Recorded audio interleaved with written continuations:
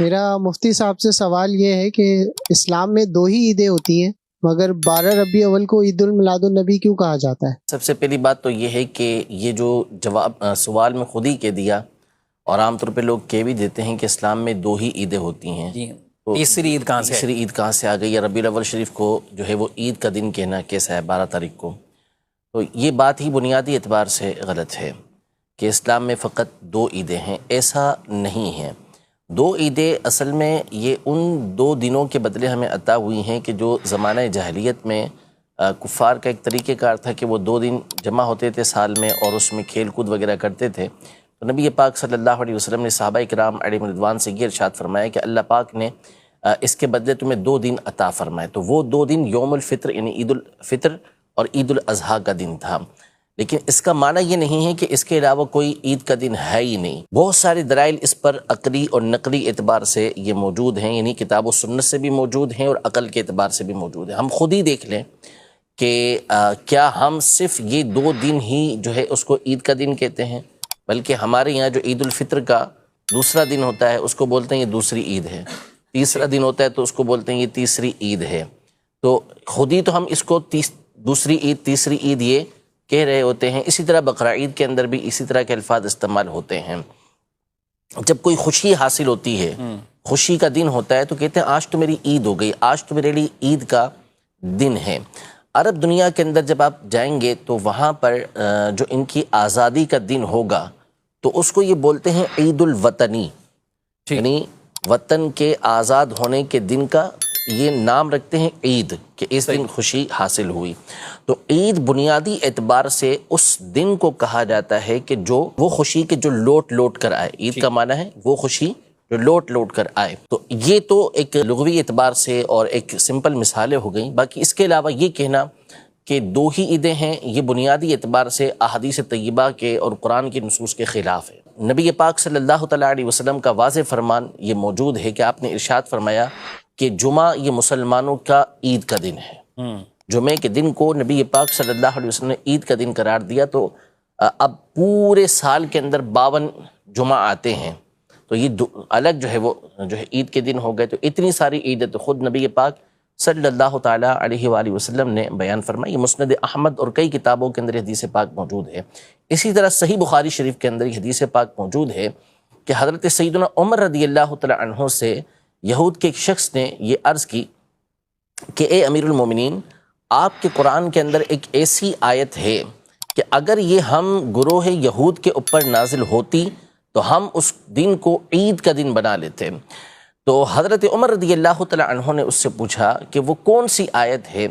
تو انہوں نے بتایا کہ الیوم اکملت لکم دینکم اتممت علیکم نعمتی ورضیت لکم الاسلام دینا، کہ آج کے دن میں نے تمہارے لیے تمہارے دین کو مکمل کر دیا، تم پر اپنی نعمت کو تمام کر دیا، اور تمہارے لیے اسلام کو بطور دین پسند کیا۔ کہ یہ آیت مبارکہ۔ تو حضرت عمر رضی اللہ تعالیٰ عنہ نے یہ ارشاد فرمایا کہ ہم اس دن کو بھی جانتے ہیں کہ کب یہ نبی پاک صلی اللہ علیہ وسلم پر نازل ہوئی، اور ہم یہ جانتے ہیں کہ نبی پاک صلی اللہ علیہ وسلم اس وقت کہاں موجود تھے۔ صحیح۔ دوسری روایت جو ابن عباس رضی اللہ تعالیٰ عنہ کی ہے، اس میں اس کی اور وضاحت ہے کہ یہ دن گویا کہ مسلمانوں کے لیے 2 عیدوں کا مجموعہ ہے، کہ ایک تو وہ جمعہ کا دن تھا، دوسرا وہ عرفہ کے میدان میں حجۃ الوداع کے موقع پہ نازل ہوئی تھی، تو وہ بھی عید کا دن تھا۔ تو حضرت عمر رضی اللہ تعالیٰ عنہ نے اپنے اس جملے کے ذریعے بتایا کہ یہ آلریڈی ہمارے لیے 2 عیدیں موجود ہیں، کہ ایک تو 9 تاریخ کو حج کا دن ہے تو وہ ویسے عید کا دن ہو گیا، یہ 10 تاریخ سے پہلے کی عید بن گئی، اور ایک جمعہ کا دن ہے وہ بھی ہماری عید کا دن ہے۔ تو حضرت ابن عباس رضی اللہ تعالیٰ عنہ نے فرمایا کہ یہ 2 عیدیں ہمارے لیے جمع ہوئی ہیں۔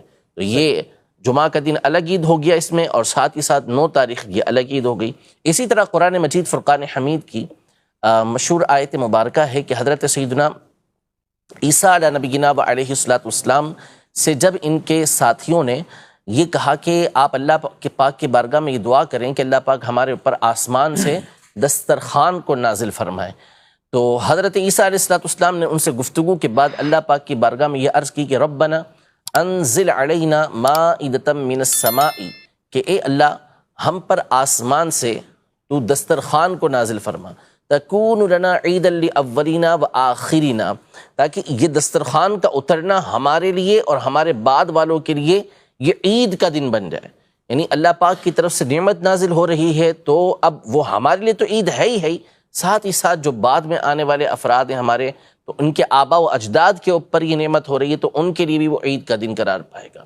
تو یہ بات ہی بنیادی اعتبار سے غلط ہے کہ جو ہے وہ اسلام کے اندر تیسری عید کا کوئی کانسیپٹ ہی نہیں ہے۔ عید کہنا یہ خوشی کے اعتبار سے ہوتا ہے کہ اللہ پاک جس دن کوئی خوشی عطا فرماتے ہیں تو اس کو عید کا دن کہا جاتا ہے۔ کسی بڑی شخصیت سے ملاقات ہو گئی تو کہتے ہیں آج تو میرا عید کا دن ہے۔ کوئی بہت بڑا جو ہے وہ نفع حاصل ہو گیا، فائدہ حاصل ہو گیا، تو کہتے ہیں یا تو عید ہو گئی میری۔ تو یہ عام لفظ ہے، کہا جا سکتا ہے، اس میں کوئی اشکال، یعنی اگر عقل سے کام لیں گے اور قرآن و سنت کو دیکھیں گے تو اس میں کسی طرح کا کوئی حرج نہیں ہے۔ اور اس کو کوئی شرعی عید بھی نہیں کہا جاتا کہ جو باقاعدہ جس کے اندر، اچھا پھر یہی ہوتا نا، اس میں پھر نماز کیوں نہیں ہے؟ عید ہے تو نماز کیوں نہیں؟ یہ کوئی شرط ہی نہیں ہے کہ جو عید ہوگی اس کے لیے نماز شرط ہوگی۔ تو یہ تو اللہ کی رحمت ہے، اور اللہ پاک جس کے لیے جو چاہے مقرر کر دے۔ تو بہت بڑی عید اللہ پاک نے عطا فرمائی، اور اس دن عید کا حکم بھی نماز پڑھنے کا حکم بھی نہیں دیا کہ عید کی نماز اس کے اندر پڑھی جائے۔ تو جمعہ بھی تو ہے، جمعے میں جمعے کی نماز پڑھی جمعے کی نماز پڑھی جاتی ہے۔ جو عام روٹین کے دن ہوں گے اس کے اندر جو ہے وہ 5 نمازیں پڑھی جاتی ہیں۔ 14 اگست کو کوئی کہے کہ بھائی آج کے دن کیوں نماز نہیں ہو رہی، کہ اللہ پاک نے اتنی بڑی نعمت عطا کی ہے وطن کی، تو عید کا دن ہے، عید الوطنی ہے، تو ان سے پوچھا جائے کہ اب عید الوطنی منا رہے ہیں، عرب شریف کے کسی شخص سے کہہ دیا جائے کہ بھائی عید الوطنی منا رہے تو اس کی نماز کب پڑھیں گے، وہ کیا بولے گا؟ یہ بولے گا کہ تھوڑا سا علاج کروا لیں۔